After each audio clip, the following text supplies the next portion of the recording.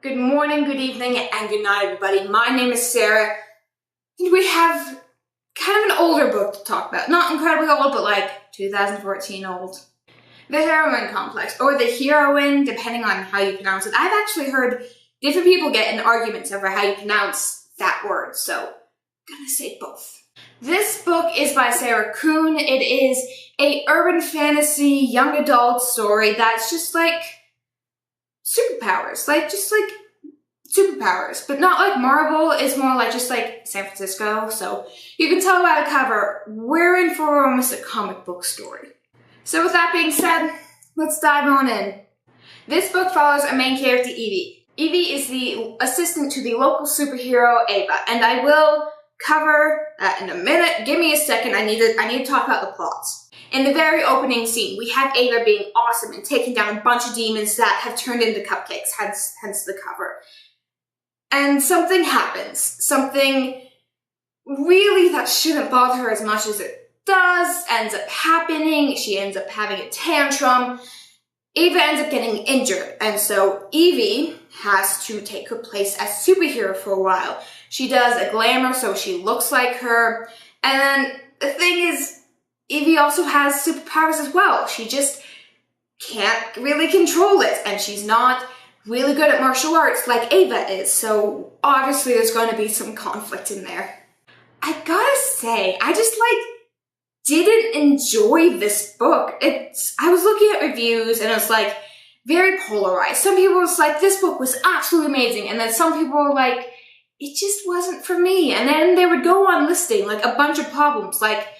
That doesn't mean the book isn't for you. That means this book has problems. So yeah, I felt that way as well. So let's discuss that.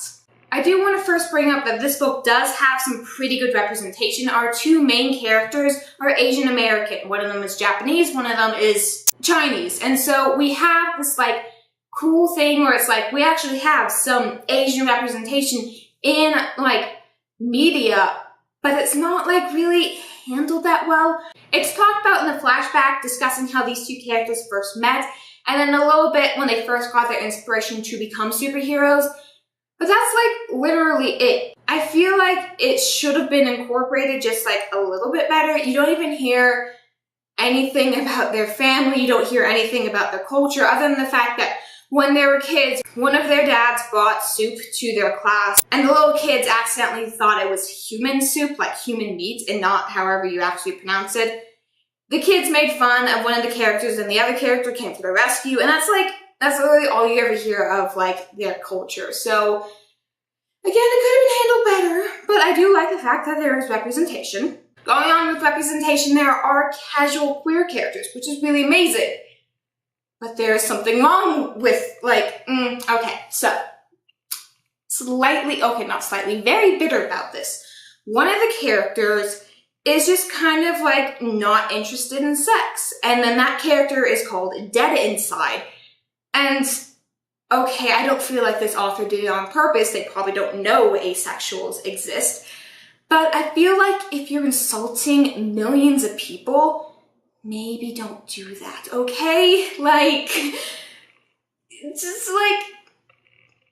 I wanted to like this book. I really did. And then that happened, and I'm yeah, I'm gonna focus on all the bad things now, so maybe that affected my opinion on this book. Who knows? I'm still saying it's not a good book because of the problems I'm about to list. First off, we have the info dump. Yes, this book has superheroes in it. It has superpowers, but the way they go about explaining how that's a thing, it is important information, but it's just not handled correctly. First of all, there's just pages and pages of this happened 8 years ago, an earthquake, a demon portal opened, and suddenly a bunch of people had superpowers, but only in San Francisco. And that's just not really addressed. Two people were fighting for the position to become San Francisco's superhero. Obviously, the really awesome person on the cover, her name is Ava. She got the position. The other person left and is now living in LA as a person who helps the cop. But Ava is apparently the only superhero in the world. And the thing is, she doesn't even use her superpower in combat. She's just really good at martial arts. And so it's just it's giving this opinion that's you don't need to have superpowers to be super, but only the person in the entire world who can do this has a superpower. And then there's another situation where just like magic casually exists, and this is supposed to take place in our world, minus the whole 8 years ago demons started showing up and people now have superpowers. But like one of the characters can just casually use magic, and it is addressed later in the book, but for hundreds of pages we are just like, why can they just like talk about spells? And they talk about it in the way it's like it's always existed. They know about spells that they've never tried it before. So again, it's addressed later, but it's just really glossed over until the end, and even then it's really glossed over. So we have the problem of like misbalanced information. The next problem I really have with this book is how Evie is so overpowered compared to the rest of the supers in this world. All of the people with superpowers are described to have their powers incredibly weak. Even Ava Jupiter, our superhero, the only one in the entire world, only has minor telekinesis. Ava, on the other hand, can control fire. But the thing is, her powers are tied to her emotions. And then after an incident many years ago where she burned down a library, she locked up all of her emotions. So we have that problem. And then something happens in the beginning of the book and she lets herself start feeling again. And then suddenly, like, her powers are incredibly out of control. And that, okay, several problems with that. First of all, you locking up your emotions doesn't quite work like that. You can try, trust me. You can try. But for years and years, to the point where you can no longer, like, feel so you don't suffer burning something down, like, and then suddenly having all of that come back, it doesn't work like the way it was portrayed in this book, and it really bothers me. And again, like, Evie is so overpowered compared to everyone else. Like, how is she the only one with a useful superpower? And it just, like, it was only a problem once before, and then she had to put up with Ava Jupiter's tantrum for years and years, and it just doesn't, like, bother her until this very moment, and it's not handled right. I really don't think it was handled correctly. I do want to talk more about a couple other characters.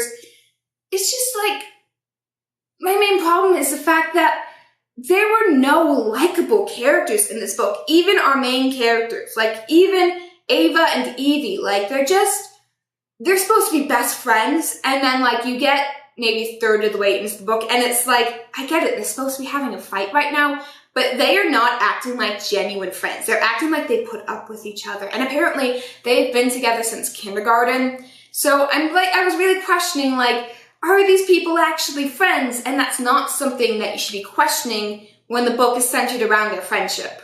There are a few other characters. There is a journalist who is one of the most unlikable characters I've ever read before, and it is sort of justified near the end, but at the same time, it's like, you could have made her a little more human, a little more organic, but nope, she's just an evil blogger. What are you gonna do about it? Evie does end up a relationship with one of the characters in this book, but the relationship for most of the book is just sex. Like, they're not, like, actually dating until closer to the end, where there's, like, maybe we can try this out. Maybe it can be more than just, like, a casual orgasm every now and then. But, like, again, the chemistry between the characters, like, it's not genuine. Like, why are these characters hanging out together besides, like, the obvious fact? But at the same time, it's like, if you're gonna write a relationship, please write a relationship. Don't just make two people hang out with each other. That's not a relationship. And can I just say, there is a lot of sex in this book. Like, it never gets explicit. It just kind of, like, brings up that's happening and moves on. But it's, like, constantly happening. Like ever since the concept of them just doing it for fun was introduced, they did it, like, every chapter. And I'm like, can you stop? Please. It's not necessary. Most of the problems I have with this book actually are more towards the end. Everything else is just kind of like an overarching problem. The writing style was funny and it was interesting. It definitely fit with the comic book theme. But the ending, oh, the ending. It's just like, first of all, this entire book was leading up to something that wasn't even the climax of the book. Like, it happened, okay, great. There's still 100 pages left, what am I missing? And then so the actual ending was never like brought up or foreshadowed or like built up to before those 100 pages when I realized, oh, wait a minute, something's wrong here, there's still 100 pages left. That also brings up the fact that this book, despite the fact it's like not that thick, it's way too long for its plot. Like the plot kind of does get lost after a little bit. The whole plot in the beginning is like, oh no, Ava's injured, so Evie has to be the superhero now. Okay, that doesn't lead to anything. That's apparently not the plot. The plot is about the demons that just kind of exist in the first half of the book, and then there's suddenly a major figure in the second half. Like, there's some definite, like, build-up problems in this. And when we get to the actual climax of the book, when we get to, like, what's supposed to be the best part of the book, the characters are just standing there. Like, it's supposed to be a superhero book. There's supposed to be some fighting involved. Maybe use your powers for once in your life, but no. They're just standing there, and I'm like, please help me. This is not an action book. Ignore the cover. This is apparently not an action book. I think the biggest problem I have with this book, and I think it's something that most people just gloss over, so I don't know why it's such a big problem for me, but there was no depth to this book. Like, it just is. It just happens. Like, there is no subtext, there's no reading into it. It's like, okay, great. You're superheroes. Cool. You need to save the world. Well, not the world. Just San Francisco, apparently. Which is, I do like the downgrade. Like, I like it when stakes are smaller. Like, they feel real. But, I don't know. Maybe make it feel real. That's just, I get it. It's a comic book. But please actually do a better job. Yeah, I just, like, didn't enjoy this book. I don't know why. It's just, maybe it's all the things I just listed. But overall, it wasn't that bad. It just wasn't that good. So I think I'm going to give it a 4 out of 10, maybe 3 out of 10. It wasn't incredibly horrible, so I'm really hesitant to give it a 3 out of 10, but I'm just like, it's not worth a 4. It's not worth a 4. So thank you guys all so much for watching. If you have a different opinion about this book, leave it down in the comment section down below. I would love to see what I missed and what I did not enjoy about this book compared to what you guys like. And while you're there, don't forget to hit like and subscribe. And as always, good night, good evening, and good morning, everybody.